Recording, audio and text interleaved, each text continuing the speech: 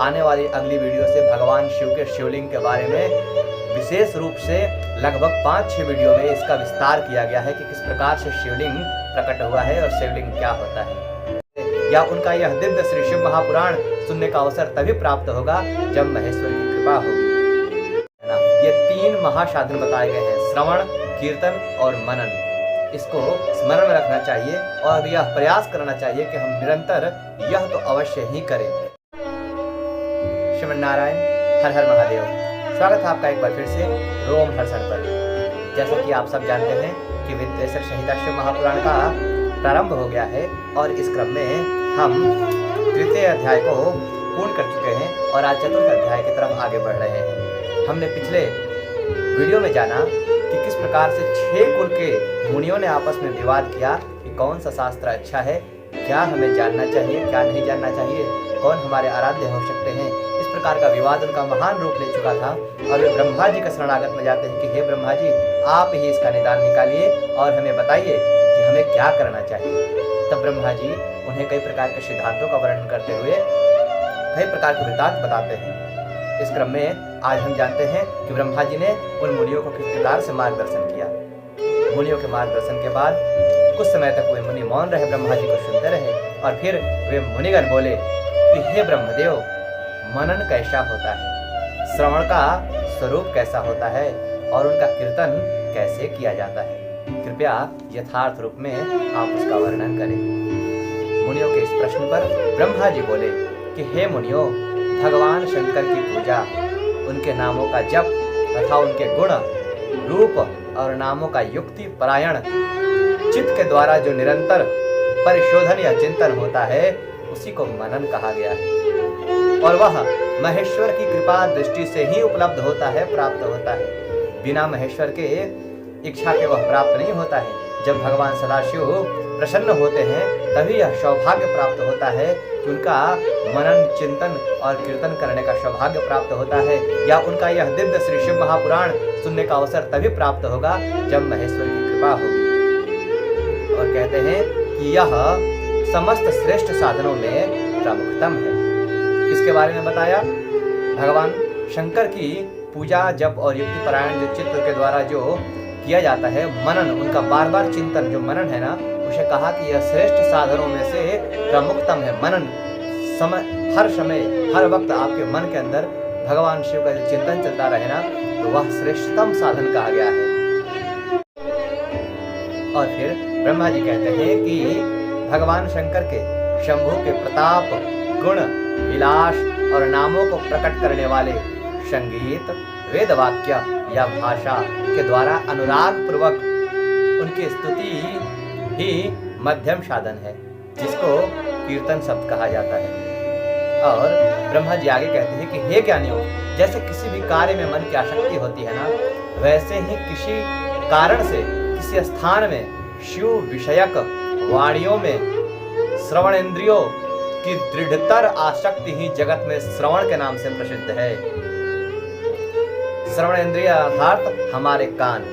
तो इसमें महासाधनों में 3 प्रकार बताए गए हैं। एक तो श्रवण जो कान से सुना जाता है, और दूसरा हो गया कीर्तन जो मुख से करते हैं, और एक मनन, मन के अंदर लगातार निरंतर भगवान शिव का चिंतन चलते रहना। ये 3 महासाधन बताए गए हैं, श्रवण, कीर्तन और मनन। इसको स्मरण में रखना चाहिए और यह प्रयास करना चाहिए कि हम निरंतर यह तो अवश्य ही करें, और कुछ न करें तो श्रेष्ठतम साधन के रूप में मनन का हम पालन करें। अपने मन में हम भगवान शंकर को सदा विराजमान करके रखें और दिन रात उनका चिंतन करते रहें। चाहे हम कोई भी कार्य करें, भगवान शिव का चिंतन मन से जाना नहीं चाहिए। और आगे इन साधनों का विस्तार बताते हुए ब्रह्मा जी कहते हैं कि यह किस प्रकार से निरंतर अभ्यास में आता है, इसका वर्णन करते हुए ब्रह्मदेव कहते हैं उन 6 कुल के सभी ऋषियों को कि हे मुनियों, सर्वप्रथम सज्जनों की संगति से श्रवण सिद्ध होता है। आपको जब सज्जनों की संगति प्राप्त होगी तब आपका मन शिव में आसक्त होगा, भगवान शिव की कृपा दृष्टि बनेगी, उनकी कृपा होगी, तब आप श्रवण के लिए अपने आप को प्रशस्त करेंगे, आपका मार्ग प्रशस्त होगा कि आप श्रवण को प्राप्त कर सके। इसलिए कहा ब्रह्मा जी ने कि सर्वप्रथम सज्जनों की संगति से श्रवण सिद्ध होता है। बाद में शिव जी का कीर्तन दृढ़ होता है और अंत में सभी साधनों से श्रेष्ठ शंकर विषयक मनन उत्पन्न होता है। कहा ना कि मनन सबसे श्रेष्ठ साधन है। भगवान शिव का निरंतर मन के अंदर चिंतन चलते रहना चाहिए। लेकिन ब्रह्मदेव फिर आगे कहते हैं, किंतु यह सब बिना शंभु के कृपा दृष्टि के संभव नहीं है। कहते हैं कि यह सब उनकी कृपा दृष्टि से ही संभव होता है। जब शिव की इच्छा होगी तब आपके अंदर ये तीनों गुण अपने आप विद्यमान हो जाएंगे, श्रवण, कीर्तन और फिर मनन। फिर आगे प्रयागराज में सूत जी महाराज शौनकादि 88,000 ऋषियों को यह ब्रह्मा जी और 6 कुल के ऋषियों की घटना बताने के बाद कहते हैं कि हे मुनियों,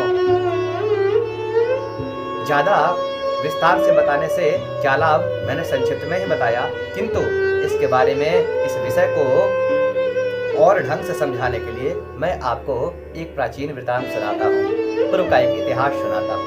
उन्होंने कहा कि एक समय में पराशर मुनि के पुत्र मेरे गुरुदेव भगवान वेद व्यास जी सरस्वती नदी के तट पर स्थित होकर तप कर रहे थे। वह ध्यान में मग्न थे और कहते हैं कि एक दिन सूर्य तुल्य देदीप्यमान तीव्र विमान से ब्रह्मा जी के पुत्र सनत कुमार जी उस स्थान पर पहुंचे और वेद व्यास जी वहां तप में लीन थे। जैसे ही उनका तप का ध्यान टूटा, उन्होंने आंखें खोला तो उन्होंने अपने सामने सनत कुमार जी को देखा। जैसे ही सनत कुमार जी को देखा, वेद व्यास जी बड़े वेग से खड़े हो गए और खड़े होने के बाद उन्होंने सनत कुमार जी का आदर सत्कार किया, उनको अर्घ्य दिया और अर्घ्य प्रदान करने के बाद उन्हें देवताओं के योग्य बैठने योग्य आसन प्रदान किया और फिर उनका आदर सत्कार किया वेद व्यास जी ने।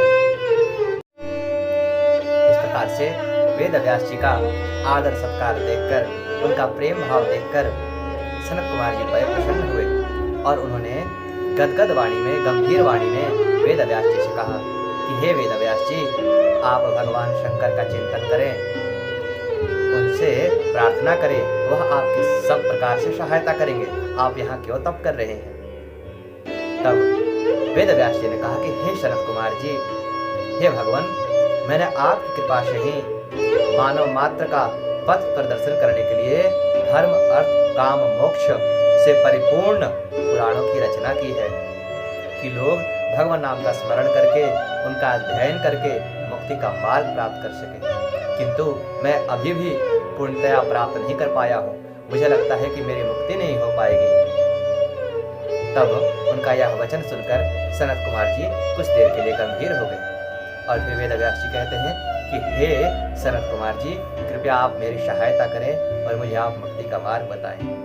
तब सनत कुमार जी कहते हैं कि हे वेद व्यास जी, भगवान शंकर का लोक प्राप्त करने के लिए, मुक्ति प्राप्त करने के लिए एकमात्र साधन जो है वह है श्रवण, मनन और कीर्तन।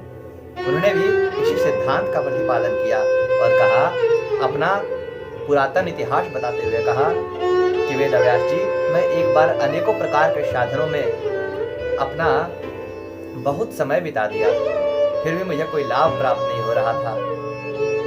और फिर एक बार मैं मंदराचल पर्वत पर जाकर कठोर तप के लिए बैठ गया।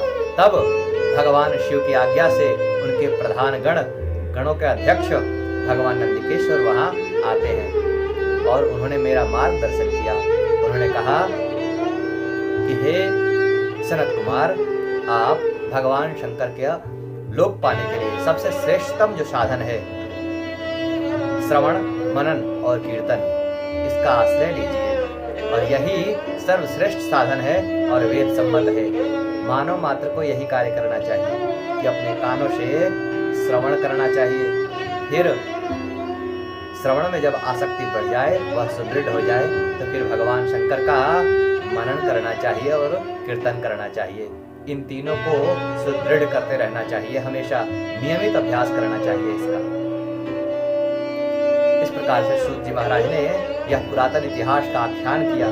तब शौनकादि 88,000 ऋषियों ने उनसे प्रश्न पूछा कि हे सूत जी महाराज, कि जो व्यक्ति श्रवण, मनन और कीर्तन यह तीनों कर्म ना कर पाए, उसकी मुक्ति किस प्रकार से संभव होगी? कृपया हमारा मार्गदर्शन करें। क्या कोई और मार्ग है जिससे मानव मात्र का कल्याण हो जाए और उसकी मुक्ति संभव हो? तब सूत जी महाराज आगे इसका आख्यान करेंगे। अब हम धीरे धीरे कहाँ बढ़ रहे हैं मालूम है? कल हम अगली वीडियो में जानेंगे कि शिवलिंग क्या है। यहाँ से अब शिव महापुराण की एक भी वीडियो आप मिस ना करें, एक एक वीडियो ध्यान पूर्वक देखें। हम जानेंगे जिस प्रकार से विधर्मियों ने किस प्रकार हमारे आराध्य को अलग अलग नामों से, अलग अलग संज्ञक विषयक नामों देकर उन्हें घृणित शब्दों के द्वारा उनका तुलना किया है। और हम यह इसी समाज में अपने देश में रहकर अपने धर्म के विरुद्ध विधर्मियों की बातें सुन लेते हैं, क्योंकि हम अपने पुराण को नहीं जानते हैं। इसलिए कहता हूँ कि अपने पुराण को, अपने इतिहास को जानना परम आवश्यक है। इसलिए अब आप लोग ध्यान लगाकर सुने। आने वाली अगली वीडियो से भगवान शिव के शिवलिंग के बारे में विशेष रूप से लगभग 5-6 वीडियो में इसका विस्तार किया गया है कि किस प्रकार से शिवलिंग प्रकट हुआ है और शिवलिंग क्या होता है। तब तक के लिए अपना बहुत ध्यान रखें। हम वापस फिर मिलेंगे। आप सभी को शिव नारायण, हर हर महादेव।